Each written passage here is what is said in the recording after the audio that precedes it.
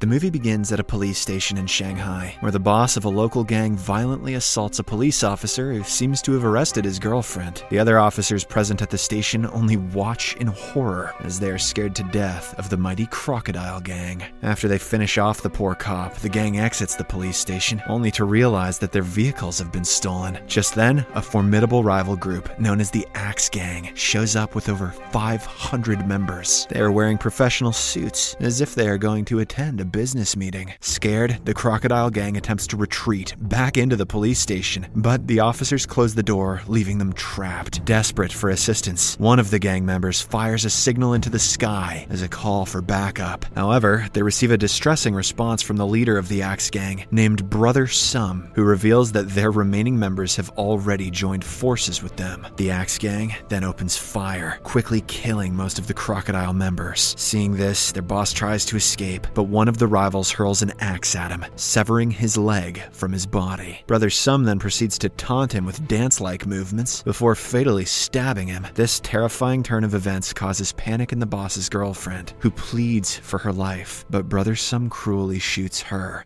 as well. It is the year 1940, a period characterized by social unrest and chaos, where different gangs compete for power. Among these factions, the Axe Gang emerges as the most feared, deriving its name from its preferred weapon. Only the inhabitants of the poorest districts, who have no interest in the gang conflicts, are able to live in relative peace. One such place is Pigsty Alley, a tenement housing a diverse group of people with various occupations, overseen by a lecherous landlord and his domineering wife.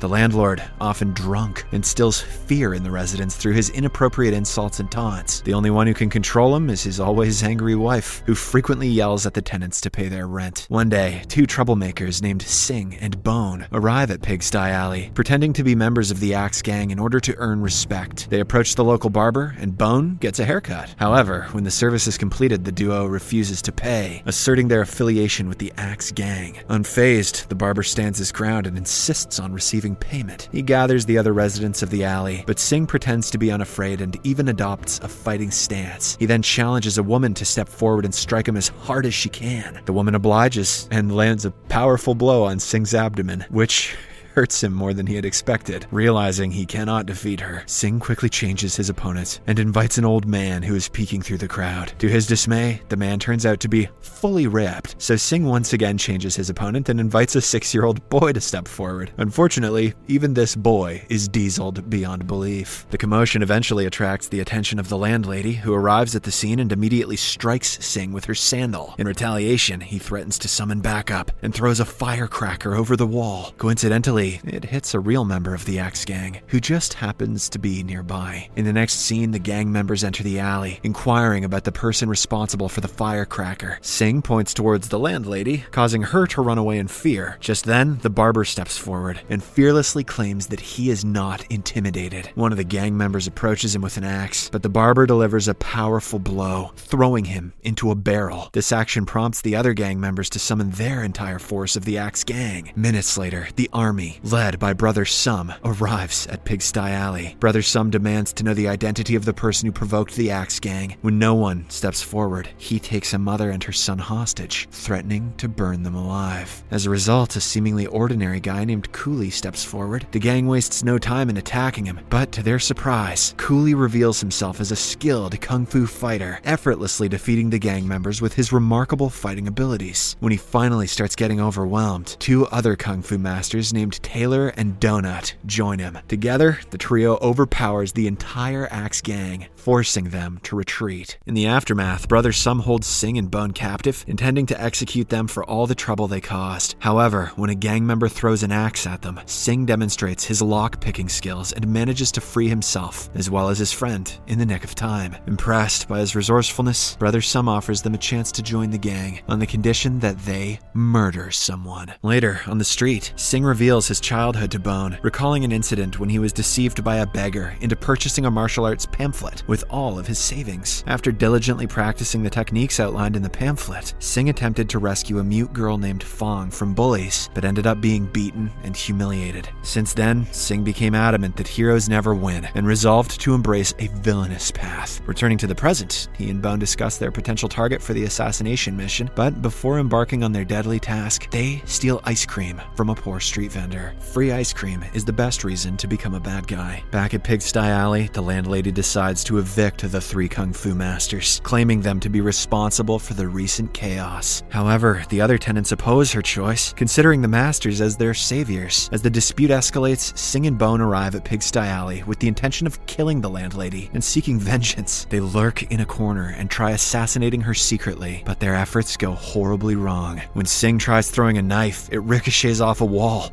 and stabs him in the shoulder. Bone's aim is even worse, as no matter how hard he tries, he only ends up stabbing his friend's other shoulder. To worsen matters, the landlady notices their presence and gives them chase. Bone tries to scare her off by grabbing a large box, but unfortunately it contains several venomous snakes, which break out of the box and bite Singh. Left with no options, the two friends quickly separate, and the landlady decides to go after Singh, but in the process, she gets into an accident, allowing the guys to escape. Following this, Singh takes refuge in a traffic pulpit, where his body miraculously heals in a matter of seconds. Once fully healed, he reunites with Bone, but is unable to explain the strange events. Elsewhere, Brother Sum, seeking revenge against the residents of Pigsty Alley, recruits two harpists, a skilled duo of assassins who use a magical guqin as their weapon. They strike Pigsty Alley at night and easily take out Cooley when he is distracted. As the assassins turn their attention to Taylor and Donut, they unleash invisible weapons through their guqin. The two kung fu masters initially manage to defend themselves, but are ultimately overwhelmed by the superior skills of the harpists. Just as the assassins are about to deliver the final blow, the landlord and landlady intervene, revealing their own mastery of kung fu. The landlord utilizes his agility to evade attacks and counter with deft strikes, while the landlady finishes off the harpists with her powerful lion's roar technique. After the intense battle, the couple enters Brother Sum's car, warning him to stay away from Pigsty Alley. In the aftermath of the dreadful battle, the tenants of Pigsty Alley gather around the injured kung fu fighters, sharing their sorrow and concern. They question why the landlord and landlady did not intervene earlier to save them. In response, the landlady reveals that despite their formidable kung fu skills, they tragically lost their son as a result of seeking revenge. Since that heartbreaking incident, they made a vow to abstain from further violence. The following day, Singh and Bone are on a bus where they are subjected to humiliation and physical assault, even by a simple clerk. Fueled by anger, Singh decides to take out his rage on the same ice cream vendor from before. He holds her at knife point, demanding money, but she remains unafraid. She tries to communicate with Singh through sign language, leading him to realize that she's the same mute girl from his childhood, whom he had tried to protect from bullies. Singh recognizes the old lollipop she offers him as a token of gratitude, but in shame, he smashes it and departs. Overwhelmed, Singh pushes Bone away, warning him to not follow him any longer. Later, as Singh is sitting alone on a sidewalk, he is suddenly apprehended by members of the Axe Gang and brought before Brother Sum. Surprisingly, the leader allows Singh to become a member of the gang, which fills him with happiness. However, he is soon assigned a mission to infiltrate a mental asylum and release the Beast, a mercenary rumored to be the most dangerous person alive. Singh agrees and quickly gets to work that night. He covertly sneaks into the asylum and uses his lock-picking skills to free the Beast. Singh then escorts him to the gang's hideout, located behind a casino. Brother Sum is initially skeptical due to the Beast's flippant attitude and sloppy appearance. However, they are ultimately convinced when the most dangerous man in the world fires a gun point blank at his own head, then stops the bullet with just 2 fingers. All the members of the Axe Gang bow down in respect, and Brother Sum asks the Beast whatever he desires to work for them. But the man only says, "I want a worthy opponent." The Beast then unleashes a deadly kick, which breaks the wall and makes way to the nearby casino, where the landlord and landlady are currently sitting. Following this, the 3 skilled kung fu masters engage in a fierce and intense fight, showcasing their exceptional abilities. But as the battle wears on, it becomes evident that the couple is no match against the Beast. The landlady performs her powerful lion's roar technique, but it proves ineffective. Fortunately, they have brought along a massive funeral bell, while the landlord confronts the Beast beast in combat, the landlady severs the top part of the bell, transforming it into a makeshift megaphone. She then harnesses its amplification properties to enhance her lion's roar, finally subduing her opponent. Injured, the beast attempts to surrender, but at an opportune moment, he stabs the couple with poisoned darts. In response, the landlord and landlady counter the beast's attack, and the three end up in a stalemate. Witnessing all of this, Brother Sum orders Sing to eliminate the couple. However, with a newfound sense of redemption, Sing strikes the beast forcefully on the head instead. Enraged, the beast breaks free from the joint lock and pummels Sing through a hole. This gives the landlord and landlady a short window of opportunity, so they quickly grab the unconscious Sing and make their escape. Enraged, Brother Sum orders the beast to go after them, but the latter ends up killing him with a single punch. Back at Pigsty Alley, the landlord and landlady wrap Sing from head to toe in bandages and administer traditional Chinese medicine to him. To their surprise, he undergoes a transformative metamorphosis, displaying an astonishingly quick recovery. Witnessing this miraculous change, the landlady deduces that Sing is in fact a 1 in a million natural-born kung fu master. It is then revealed that the brutal assault by the beast earlier had unlocked Sing's chi flow, unleashing his true potential as a great kung fu master. Meanwhile, the Axe Gang, along with the beast, makes their way to Pigsty Alley, fully prepared to cause destruction. The gangsters launch their attacks on Sing, but he effortlessly repels them with his profound power. He takes down numerous gang members at once, tossing them into the air like rag dolls. Eventually, Sing confronts the beast, leading to a final and epic battle between the two masters. Sing initially gains the upper hand, overpowering the beast with ease. However, the beast performs his ultimate toad technique,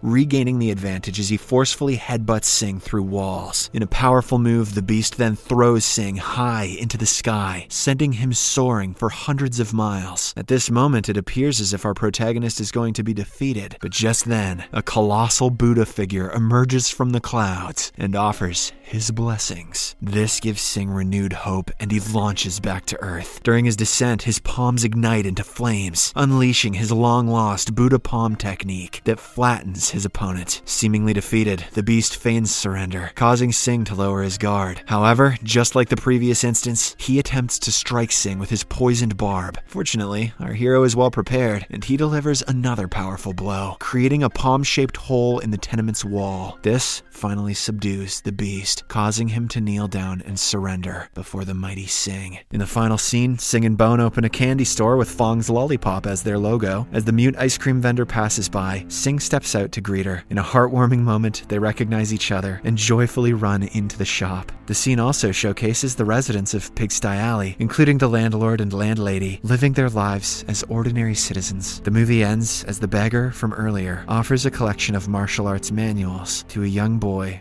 who is enjoying a lollipop. Subscribe for more videos like this, turn on notifications, and leave a like to help the channel out. Thank you for watching.